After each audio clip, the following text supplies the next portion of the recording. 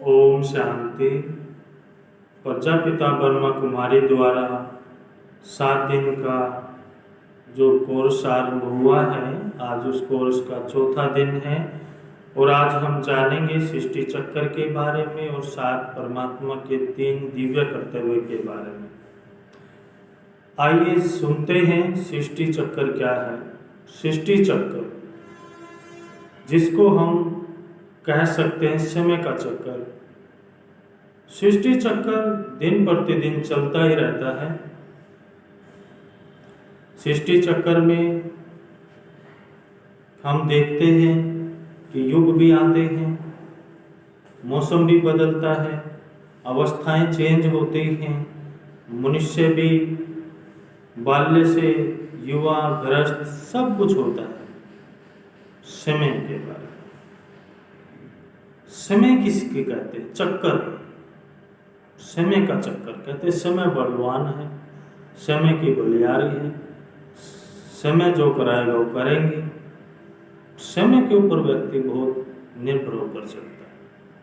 समय क्या है? चक्कर। चक्कर किसे कहते हैं? चक्कर का अर्थ है जिसका ना आदि है ना अंत है, जो चलता रहता है।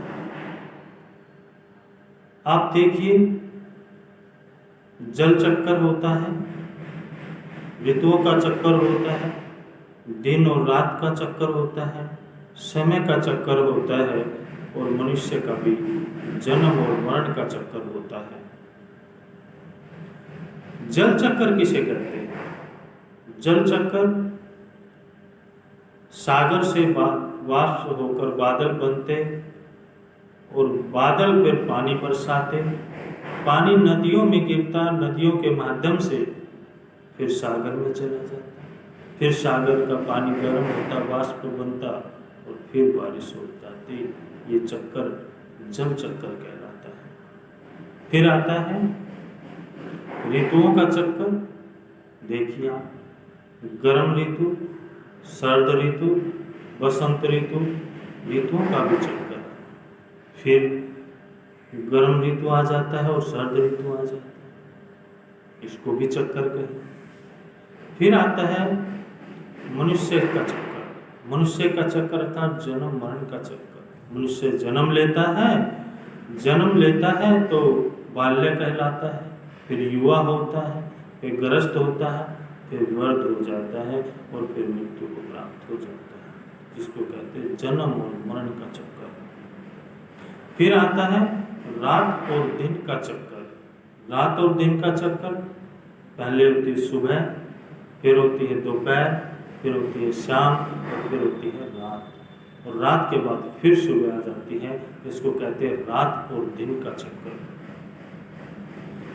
व्यक्ति ने अपने जीवन को सुव्यवस्थित चलाने के लिए 24 घंटे बनाए। 24 घंटे में 1 मिनट का 60 सेकंड बनाया, 60 सेकंड का 1 मिनट बनाया, और 1 मिनट के हिसाब से फिर 1 आवर बना, 1 घंटा बना 60 मिनट का। यही घंटा हम 90 मिनट का भी बना सकते थे और 70 मिनट का भी बना सकते थे।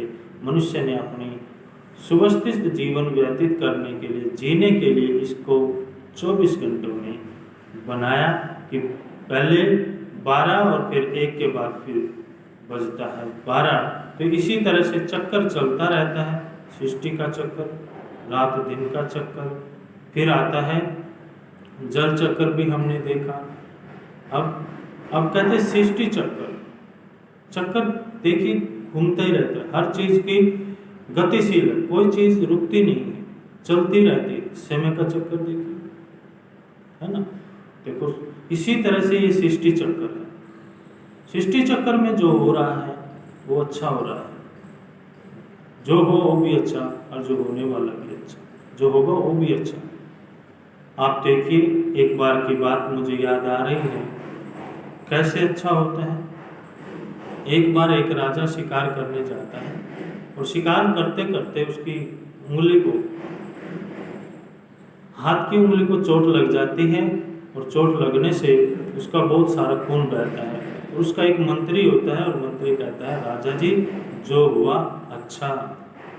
तो राजा जी कहता है मुझे तो खून निकल रहा है, दर्द हो रहा है, और ये कह रहा है जो हुआ अच्छा। बुद्धिमान था। तो राजा उसको कहता है कि इसको अपने कर्मचारियों से कि इसको जेल में डाल दो, ये मेरे लिए बुरा सोचता है। तो राजा आगे चला जाता है जंगल में, और जंगल में चला जाता तो शिकारी जो लोग होते हैं जंगल में वो उसको राजा को पकड़ लेते हैं, और पकड़ने के बाद वो उस दिन बलि देना चाहते हैं, और राजा की बलि के लिए उसे तैयार करते हैं। और जब वो बलि दिलाने वाला पंडित होता है वो कहता है इसके सारे अंग चेक कर लो, तो उसकी हाथ की जो उंगली थी वो कटी हुई मिलती है, और वो वहाँ से बच जाता है। पंडित कहता है कि ये अधूरी बलि मानी जाएगी, इसको हम बलि नहीं चढ़ा सकते। तो वहाँ से राजा छूट जाता और उसको मन में आता है, वहाँ जाता है महल में और जाकर के कहता है कि उस मंत्री को छोड़ दो।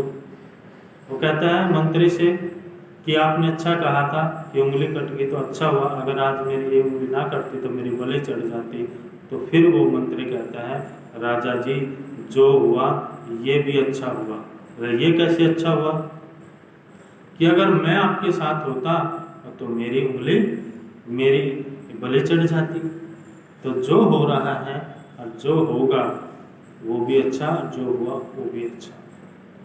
तो ये सृष्टि का जो नियम है, अगर हम उसी अनुसार ढल जाते हैं, मोल्ड हो जाते हैं, तो हम अच्छा महसूस करते हैं। अगर हम सृष्टि के नियमों अनुसार नहीं मोड़ खाते हैं या मोल्ड होते हैं या नहीं लचीलापन लाते हैं या कड़े रहते हैं, तो हम उसमें परेशान होते हैं। जैसे सर्दी आई तो हम अपना पर बंद करते हैं ना गर्म कपड़ों का, तो गर्म कपड़े हमें पहनने पड़ते हैं, और जब गर्मी आती है तो ऑटोमेटिकली गर्म कपड़ों को हम रख देते हैं, क्योंकि समय की मांग के अनुसार हमें रहना होता है।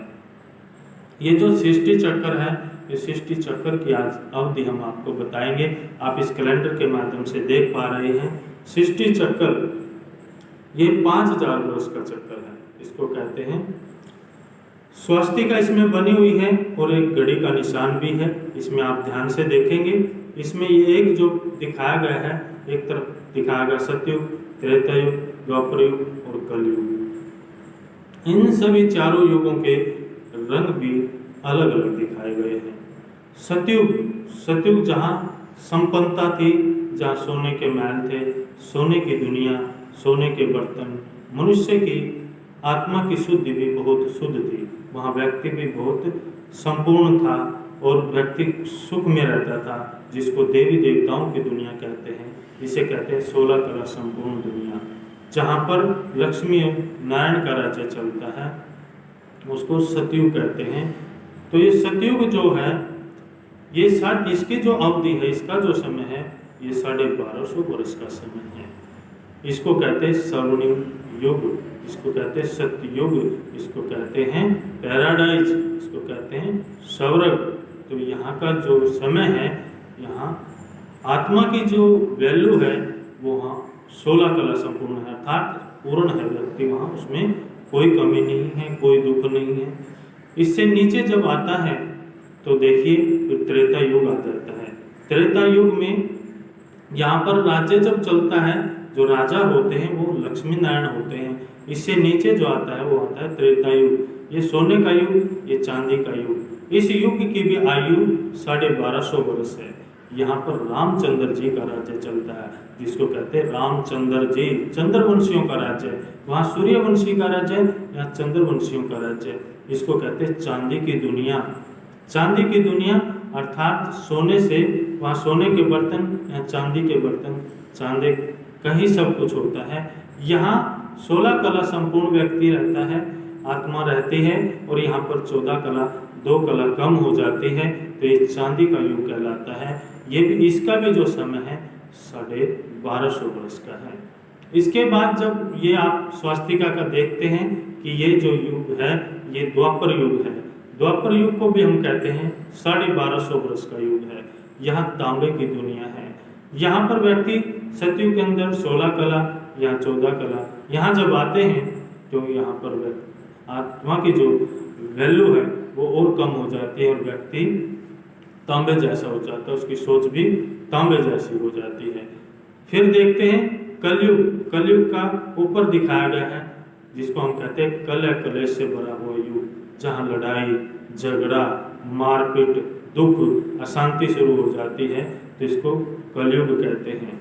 अब देखते हैं तांबे जैसा युग जब आया था, तो तांबे का जो युग है, यहाँ पर हम देवी देवताओं की पूजा आरंभ करते हैं, पूजना शुरू करते हैं। यहाँ पर दिखाया गया है हाथ ऐसे, हाथ जब हम ऐसा करते तो मांगते हैं, देवताओं से मांगना शुरू हो जाता है। और ये जो कलयुग का ऐसा दिखाया है ऊपर की तरफ, तो इसको कहते हैं कलयुग, अर्थात लड़ाई झगड़े का युग शुरू हुआ।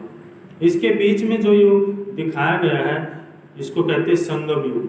संगम युग जिसे कहते हैं, जो सतयुग और कलयुग के बीच का जो युग है इसको संगम युग कहते हैं। ये 100 वर्षों का युग होता है। इसमें संगम अर्थात आत्मा और परमात्मा का मिलन होता है, इसको कहते हैं संगम युग। इस युग में इसको हम डायमंड युग भी कहते हैं, क्योंकि इसमें डायमंड बनती है आत्मा का शुद्धिकरण होता है।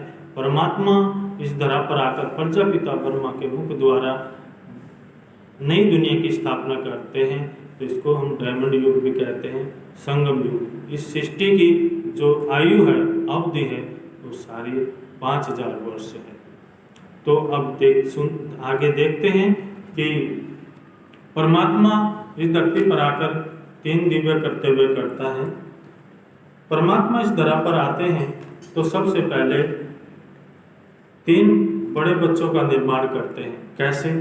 जैसे कोई भी फैक्ट्री, अगर कोई मालिक फैक्ट्री खोलता है तो उसको चलाने के लिए उसको कुछ बड़े बड़े जानकार, अर्थात ये कह लीजिए मैनेजर, सुपरवाइजर, इस तरह की जरूरत होती है। तो भगवान इस धरती पर संगम युग पर आते हैं तो उनको भी 3 बड़े बच्चों का निर्माण करना होता है। उनके 3 दिव्य कर्तव्य हैं। और सबसे पहले प्रजापिता ब्रह्मा के, इस कैलेंडर के माध्यम से देखेंगे, प्रजापिता ब्रह्मा के तन में प्रवेश करके नई दुनिया की स्थापना कराते हैं। ये विष्णु चतुर्भुज है, विष्णु को दिखाया गया है, विष्णु नई दुनिया का पालनहार है। और फिर दिखाया है शंकर को यहाँ दिखाया गया है तपस्या के रूप में, कि ये विनाशकारी के रूप में दिखाया गया कि शंकर जो है, कहते हैं शंकर जी की तीसरी आंख खुली तो विनाश हो गया। हम देखते हैं अब विष्णु चतुर्भुज को देखते हैं। इसके हाथ में जो अलंकार दिखाए गए हैं आप बड़े ध्यान से देखेंगे। एक हाथ में इसकी गदा दिखाई गई है, एक हाथ में कमल फूल है, दूसरे में सुदर्शन चक्र है और एक हाथ में शंख दिखाया गया है। आपको दिखाई दे रहा होगा। इसका क्या आध्यात्मिक अर्थ है आज हम जानेंगे। आज तक हमें नहीं पता है। हम ये सोचते हैं कि जो गदा है, गदा को देखकर ये सोचते हैं कि ये भीम की गदा है, दुर्योधन की गदा है, कि इससे लड़ा ही जाता है। इसका आध्यात्मिक अर्थ परमात्मा ने हमें बताया है कि गदा है ज्ञान की गदा, जिसकी मनुष्य के पास स्वयं का ज्ञान, सृष्टि का ज्ञान और परमात्मा का ज्ञान है, वो बलवान है और वो ज्ञानवान है और ज्ञान माना प्रकाश है। वो हर चीज़ पर ज्ञान के माध्यम से विजय प्राप्त करता है। फिर दूसरा दिखाया गया है कमल का फूल। कमल का फूल का भी आध्यात्मिक अर्थ है। आप देखते हैं जब कमल का फूल कीचड़ में खिलता है और पानी से 1 फुट ऊपर रहता है, जब पानी से 1 फुट ऊपर रहता है तो इसकी जड़ें हैं वो गंदे पानी में ही रहती हैं। आज अगर हम संसार में ये कहते हैं किसी मनुष्य को, आइए आप आध्यात्मिक ज्ञान सुन लीजिए, आप सत्संग सुन लीजिए, 1 घंटा दे दीजिए, तो व्यक्ति ये कहता है हम तो गृहस्थी हैं, गृहस्थी को कीचड़ समझता है। तो गृहस्थी कीचड़ नहीं है। गृहस्थ में रह करके आप परमात्मा को याद कर सकते हैं, सत्संग सुन सकते हैं, आध्यात्मिक ज्ञान का सुन सकते हैं। जैसे कमल का फूल कीचड़ में खिल करके भी मंदिर में चढ़ाया जाता है, देवी देवताओं को चढ़ाया जाता है, वहाँ पर उसको स्थापित किया जाता है। तो आप देखिए, इसी तरह से हम घर गृहस्थ में रह करके बाल बच्चों को संभालते हुए, उनका पालन पोषण करते हुए भी हम भगवान का ध्यान कर सकते हैं। क्योंकि जब कमल का फूल है वो कीचड़ में रहता है और उसके जो जड़ें हैं, वो बाल बच्चे परिवार है, सारा कीचड़ में है, फिर भी पानी से अलग रहता है। वैसे भी कहावत है ना, सारे काम करते न्यारा प्यारा हो जाना चाहिए, अर्थात गृहस्थ के सारे कार्य अच्छी तरह संभालते हुए करते हुए हमें भगवान की याद में रहना चाहिए। भगवान को 1 घंटा प्रतिदिन 1 घंटा भगवान की याद में हमें देना होता है। फिर दिखाया गया है शंख। शंख कब सुनाई देता है? जब कोई पंडित आता है और पंडित आकर के घर में सत्यनारायण की कथा करता है, उससे पहले भी बजाता है, बाद में भी बजाता है, तो सबको अच्छा लगता है। यहाँ इसका आध्यात्मिक अर्थ ये बताया गया है, शंख परमात्मा शिव निराकार हमें बताते हैं कि आपका ये जो मुख है, मुख शंख के समान हो, हमारे बोल ऐसे मीठे हो जो दूसरे को सुनने वाले को अच्छा लगे, तो मुख हमारा शंख के समान होना चाहिए। फिर दिखाया गया स्वदर्शन चक्र। स्वदर्शन चक्र का अर्थ क्या है? स्वदर्शन चक्र अर्थात स्वयं का दर्शन करना। आज संसार में मनुष्य सोचता है कि स्वदर्शन चक्र तो श्री कृष्ण को दिया गया था, उसको दिखाया गया है कि उसने अकासुर बकासुर आदि को मारा, तो यहाँ पर हिंसा का प्रतीक नहीं है। इसका अर्थ है कि स्वदर्शन अर्थात स्वयं का दर्शन। आज व्यक्ति उंगली करता है दूसरे व्यक्ति की तरफ, 3 उंगली तो उसकी तरफ होती हैं, तो परमात्मा कहता है पहले अपने आप को चेक कीजिए। स्वयं का दर्शन करेंगे, स्वयं की अच्छाइयों को देखेंगे, स्वयं के अवगुणों को भी देखेंगे, तो ये स्वदर्शन चक्र का अर्थ है कि मनुष्य को प्रतिदिन अपना दर्शन करना चाहिए। मैं कौन हूँ, कैसा हूँ, क्या मेरे कार्य हैं, क्या मैं श्रेष्ठ कार्य कर रहा हूँ। तो आज हमने जाना परमात्मा के दिव्य 3 करते हुए ये परमात्मा शिव निराकार ज्योति बिंदु स्वरूप दिखाया गया है, और इसके माध्यम से हम ये सब कुछ जान सकते हैं। तो हम परमात्मा की याद में रहकर श्रेष्ठ कर्म करते रहें और भगवान को अपना साथी बनाकर चलें। प्रतिदिन सुबह और शाम, दिन में भी जब भी समय मिले, अपने को आत्मा निश्चय करें, और आत्मा निश्चय करने के बाद आत्मा का पिता परमात्मा शिव निराकार ज्योति बिंदु स्वरूप को याद करते रहे। जब हम याद करते हैं तो हमारी आत्मा की ऊर्जा बढ़ जाती है, आत्मा की एनर्जी बढ़ जाती है, हम ताज़ा फील करते हैं। जब हम ताज़ा फील करते हैं तो हम हर कार्य को श्रेष्ठ रीति से, अच्छी रीति से कर सकते हैं। आज के लिए इतना ही। ओम शांति, ओम शांति।